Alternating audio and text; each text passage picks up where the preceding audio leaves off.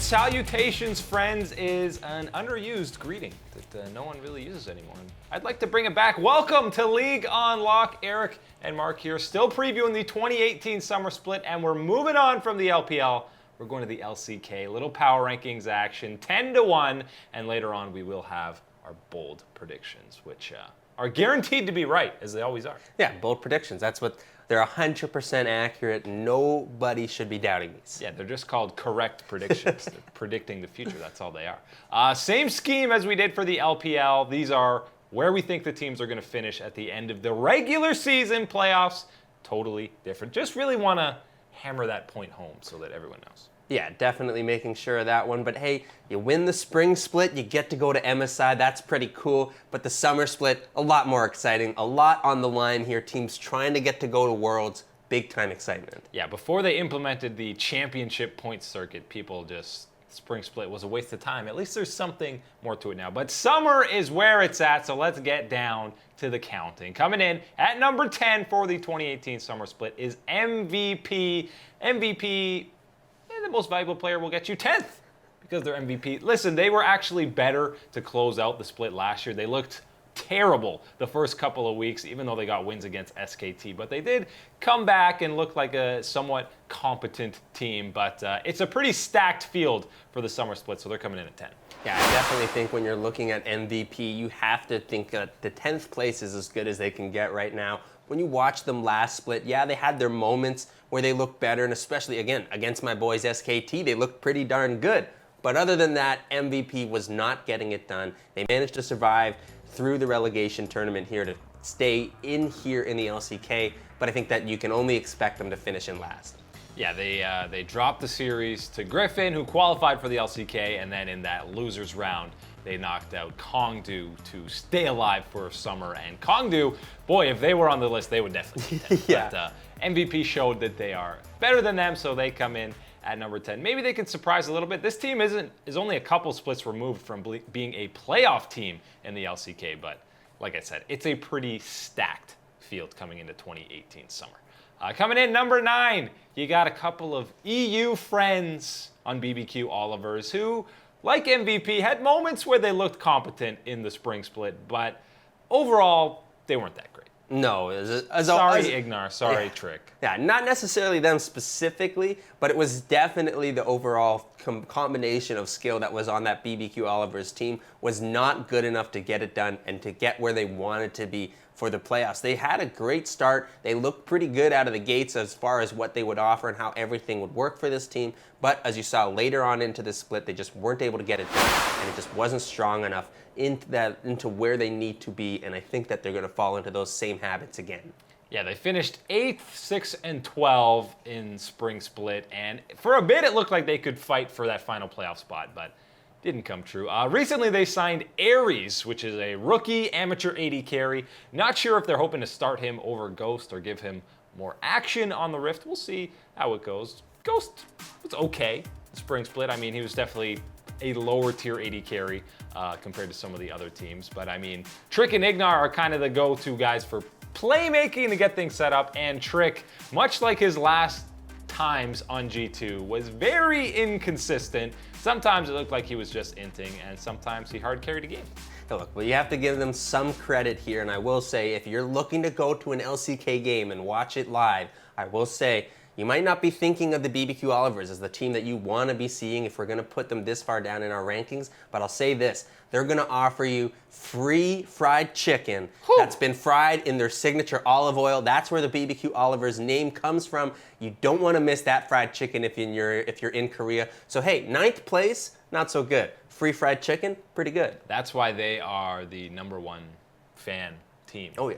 On the entire planet, not just League of Legends, just the biggest fan following in the entire world, and I'm one of the biggest fanboys. Let's move on to number 8. It's one of the new names that you're going to be seeing in 2018 summer. Hanwha Life Esports. It's an insurance company that bought out the Rocks Tigers. I was So this gonna is say. just the Rocks Tigers roster. It's like, this name is getting a little bit crazy, but I feel like this roster's familiar because it is. It's definitely the Rocks Tigers here, and you're looking for them to do better this split. They were splitting it right down the middle, 50-50 here last split, but you're looking here, this split, I think that you're going to see teams stepping it up into summer split, and I feel like the Rocks Tigers simply didn't do enough to become a better team heading into summer.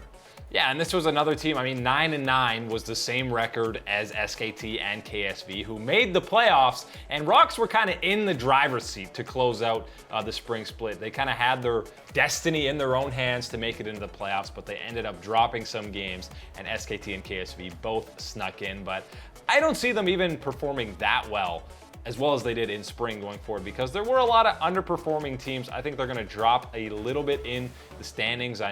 I mean, they basically have the exact same roster coming forward again, but I just think, again, the competition's a little bit better. Some of these top-tier teams are going to be playing better, and I don't think they're going to be taking games off some of those top squads. But Hanwha Life Esports, pretty interesting name. I can't wait for the State Farm team to finally get a team out in NA. Hey, we're getting some of these big-time financial money coming in here. This is good to see for League of Legends. Yeah, you know when insurance companies are coming in that the industry is working the right way. Number 7, we got another. These are actual new kids on the block. Griffin are the guys who took down MVP to advance. It's 5 rookies in making their debut for LCK Summer. And I got high hopes for these guys. They completely dumpstered the challenger scene.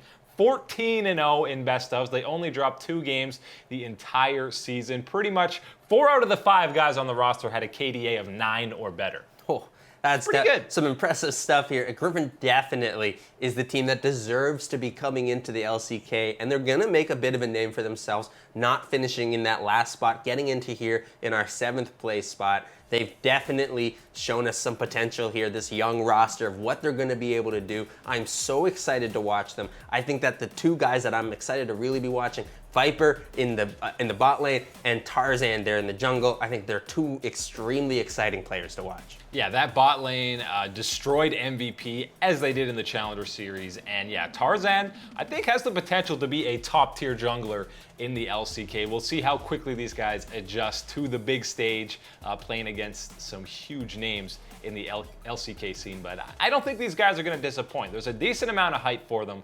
It's been a long time since we've seen an entire roster consisting of rookies making their debut, and I think these guys don't disappoint. And based off of their results in that challenger scene in Korea, definitely deserving to move on forward. They absolutely were dumpstering people there, totally dominant. They need to be here in the LCK. We'll see what they can do in their inaugural split. Let's move to number 6, where we got someone else who will be trying to fly high, the Jin Air Green Wings. We're accustomed to seeing the sad plane as their meme because they disappoint.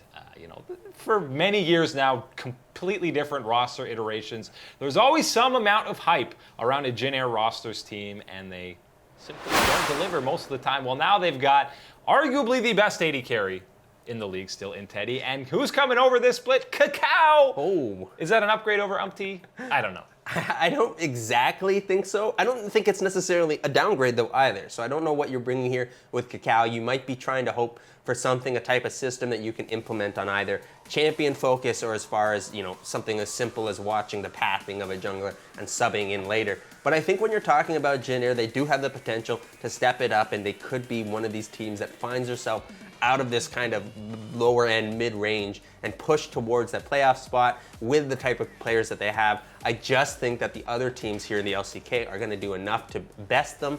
I still think when you're talking Jin Air, eyes have to be on Teddy. Teddy is the carry here for sure. He is the one that you should be watching on the Jin Air Green Wings. Yeah, and 7-11 is what they put up in Spring Split. I thought they probably had the talent to be a little bit better than that. I think they get things a little bit more on track. I don't know how much Cacao is actually going to be playing, but I think he could have a positive impact on that squad. He was still good on Misfits. Dark Passage, I know it's Turkey, but they were looking like a top-tier Turkish team, which is actually getting pretty competitive, that entire region.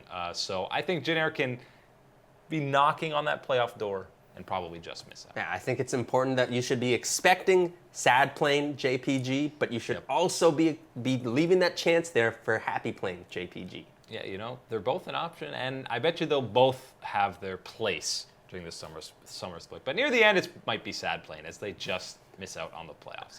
That's your bottom 5. Coming up after the break, we take a look at the top 5 heading in the 2018 summer. Is Kingzone still at the top after their MSI debacle?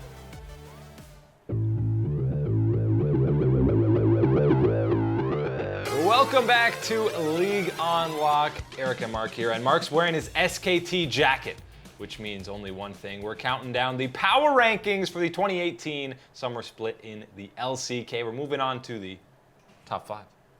All the good teams, all the playoff teams. Anyone here we believe is going to be making the playoffs for the summer split. So let's dive into that 5th spot. And it's the same team you saw finish 5th in the regular season from the spring split, but they got a new name, their 3rd name in 3 splits. Gen.G Esports, aka KSV, aka Samsung Galaxy, aka the defending world champs. Yeah, it looks like they've been watching a little bit too much Overwatch League coming up with that name. Genji's in, boys. But anyways, I think that coming here into 5th spot is exactly where we're going to find them in the summer. They definitely looked all out of sorts into the spring split, very far removed from their championship split season. This is the team that I think we're going to find slotting right into that 5th spot. They're okay. They're going to figure some things out. You're definitely going to find some strengths again, given how good your roster is and what they've been able to do in the past, but I don't think it's going to be enough to really topple the top level teams in the LCK. Yeah, the big questions for them are, is Crown going to be playing better than he did in Spring Split? How much time is split between Haru and Ambition? Because it seemed to be they really wanted to turn the reins over to Haru in Spring, and then things didn't go well, so they were kind of like, panic, Ambition, go back in the lineup, and that didn't solve things. So there's a big question mark there. They got a couple of subs in Fly and Mom. I don't think Fly is taking that starting mid lane spot from Crown unless he really struggles. So, you know, we'll see how they sort out that thing. But I think Crown's still going to be your starter for the majority of it. Yeah, I still would definitely be expecting Crown to be the premium mid laner in the mid lane there for Gen.G, but I'm thinking that when you have the rest of this roster and how they've struggled in the past, when you're looking at someone like Crown, it has to be a bit of a concern because heading into Worlds last year, he was struggling as well. That was the issue for Samsung in that point, and where a lot of people thought they were weaker than they actually were at Worlds,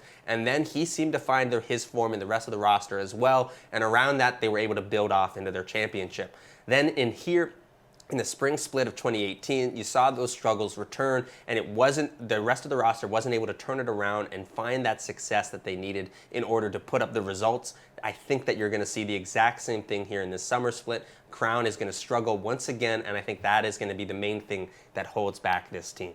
Yeah, we have them finishing the same spot they did in spring, but I think you'll feel overall as a team maybe a little bit more confident than you did with them finishing 5th last year, because it kind of got handed to them by other teams losing. They had a chance to clinch a couple of times and were unable to do so.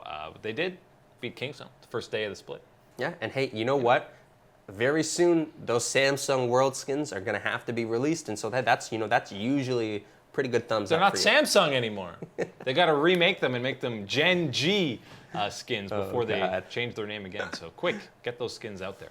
Let's move to the top 4, where we've got the team that finished 2nd last year, made it all the way to the grand finals, talking about the Afreeca Freecs, who kind of got criminally underrated, by us included at times, because maybe they didn't quite have the star power as some of the other teams, and maybe sliding down to 4th seems like a big drop-off for them, but it's not huge. It's still in playoff contention. They finished 2nd, but they were tied for 2nd in terms of win-loss last split. I see them performing a pretty similar level that they did in spring. Yeah, I think when you're talking about the Afreeca Freecs, they have to be thinking, you know what? Why are we here at 4? We were 2nd. We were so close to making it into the making it for our championship and getting everything we ever wanted. But you're here at number 4 here because of what we think the other teams at the top are going to be bringing. But I don't want anyone to be underestimating the Afreeca Freecs, because they definitely are a team that you cannot be sleeping on with their talent and the potential that they have. The playmaking from Tucson in that bot lane is absolutely phenomenal. This guy is one of the best playmaking supports Esports that are out there. I'm so excited to watch him heading into this summer split. I think he's a one that you really want to keep your eye on here. Another one has to be Kuro. He's still developing in the mid lane from his time on the Rocks Tigers. I think he's really improved. And one thing I also want to bring up one more time for the Afreeca Freecs is that their coaching staff has definitely stressed how much time and preparation they're putting in for this summer split. They are really ready and wanting to make an impact here, especially after making it all the way to the finals in the spring. So they're definitely ready. They're definitely hungry. I think this is going to be an exciting split for the Afreeca Freecs. And it'll be interesting to see, again, the split time in the jungle between Spirit and Mowgli. Towards the end of the split, it was clear cut that Mowgli is the go-to guy. And you were memeing about whenever Spirit starts a game. That's a loss for the Afreeca Freecs. So you got to assume Mowgli's getting the majority of the starts in that jungle spot. Yeah, I would hope to see Mowgli get the majority of them, but to be fair, I was wrong. Score did get his victory here in that first game in that final, so it's important to see there. But I still think that Mowgli is the guy that you got to be rolling with. Yeah, that's clearly what the theme seems to be for them. Let's go to the top three, where you've got arguably the biggest underperformer from the spring split. It's SKT. Mark's got the jacket, the most popular team, the most famous, 3-time world champions. We got them coming in at number 3. They didn't make any big roster changes other than our Lord and Savior himself, Pyrian, as a backup for Faker. They got a 10-man roster now going forward. Them and Afreeca are the only teams that have that. But no big changes, so they're just hoping that Tall and either Blank or Blossom get back on track. Yeah, before we started this episode, I was telling Eric, we had SKT at 4, and I was like, Eric, I'll wear my SKT jacket if you put them up into the top 3. Yeah, Mark convinced me. And there, I suffered. Here we go. We got the SKT jacket on, and here they are in 3rd place. Definitely going to be a better summer split for SKT. You know, if you're thinking about how that spring split went, how could it be even worse for SKT at that point? But they're definitely going to be bouncing back. This is the team to watch. Everyone likes SKT. Their dominance has been around for decades in League of Legends here. We're definitely going to be talking about this team heading in towards the playoffs. I think that this is the SKT that we've been waiting for. I think they've had enough time to prepare. They've had time to move on from Coach Carter, moving over to their PUBG squad. I think that they're going to be better prepared than they were in the spring split, and I think that's where we're going to see some better results. And even when they struggled so mightily, you saw they squeak into the playoffs and teams are still scared to be playing them. They beat KSV and it was like, oh boy, they're just going to turn it around. They're going to get back to the finals, which is why people were almost disappointed when they lost to KT in that best of in the quarterfinals, semifinals, however the bracket goes in there. But they're still so feared, even when they struggle so much. I can't see them having a repeat performance of spring. They are so talented at developing these young players that I just assume someone like Blossom and Tall are going to come into their own this split. You have to assume that there's definitely been some internal development and improvement for those players, and you would have to hope so. And especially when you're thinking about what could be a concern for SKT, well, you saw it last split with Faker trying to overextend himself sometimes, trying to do too much to try and will SKT to a win. It's a bad recall. I think, yeah, he needs to be a little bit more focused on the rest of his team and how things are going and played a little bit more safe and trust in his teammates some more here. And I think that this SKT will be better prepared for this summer split. And people seem to think Blank is 45 years old. He is 21 years old. He's still very young. He burst onto the scene at a very young age. So don't sleep on Blank just yet. Let's go to number 2, where we have KT Rolster. Can they make Worlds? I mean, this is the event to do so. I think they put up well in the summer split. They got a decent amount of championship points, finishing 3rd. I mean, regular season has never been the issue for this squad, so don't think it will be here. And UCal is going to get most of the starts. Yeah, when you're looking at this one now, I'm realizing I got my names mixed up. I said Score back on Afreeca Freecs. Excuse me, he's here on KT Rolster. I'll forgive you, but don't let it happen again. When you're talking about how things went on in this spring split for KT Rolster, it was okay. Things were pretty good, but there definitely were some things that you would be wanting to think about differently. players like Smeb changed the way that he had been playing in the top lane, how he had been playing so aggressively and pushing, and how he had been working with Score in the jungle. And I think that's definitely something that I want to see return back to this KT roster, bring them some more strength there. And I think that the other thing that you definitely should be watching is, of course, UCal in the mid lane. He's young, he's inexperienced for the most part, but I think that he's built upon that, from that spring split. He's learned and had some of those experiences to fall back on and learn from. I think that he's going to have a much better split and can be depended on more for KT. And the regular season has never been an issue for KT. Neither has it been for our #1 team, despite their performance at MSI and other international events. Kingzone has dominated the LCK, and I think there's a pretty good chance we see them do that yet again in this regular season. Yep, full-on expectations here. Khan, you're not in an international tournament. You can't disappoint us. No excuses. You're back at the LCK. You should be dominating everybody again. This is the Kingzone that we're going to be seeing. Again, just so dominant at home in their own, in the LCK here. They're definitely the team to beat. I don't think right now, given that disappointment you saw at MSI, is truly who Kingzone are. I think that was a blip in the radar that they showed that gap had been closed. They're going to open that gap again and widen it some more. Yeah, and all their key players are still going to be stepping up, no doubt. When Khan plays in the LCK, he plays like a completely different animal, and I'd still be terrified to lane against him in that topping lane. BDD going for his 3rd straight MVP. Can he do it? Maybe. There's a chance if Kingzone's sitting at the top.